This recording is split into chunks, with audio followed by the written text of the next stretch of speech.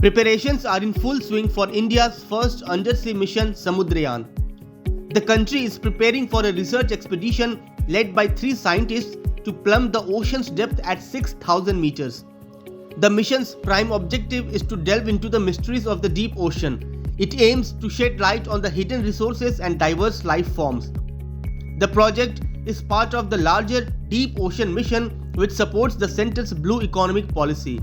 This policy aims to utilize ocean resources sustainably for the country's economic growth, improve livelihoods, job creation, and maintain ocean ecosystem health.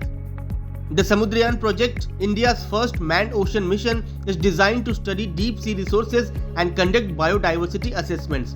The mission will not disturb the ecosystem as the submersible is used solely for exploration purposes.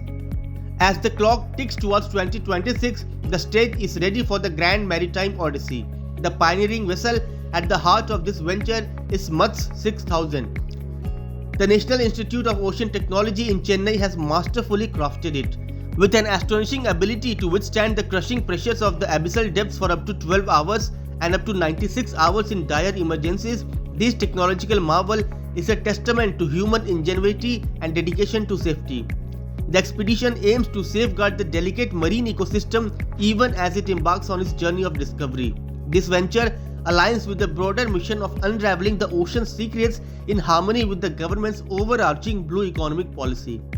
The policy's goal is to harness the vast potential of marine resources, propelling the economic growth, job creation, and bolstering the well-being of countless livelihoods, all while ensuring the ocean's vitality.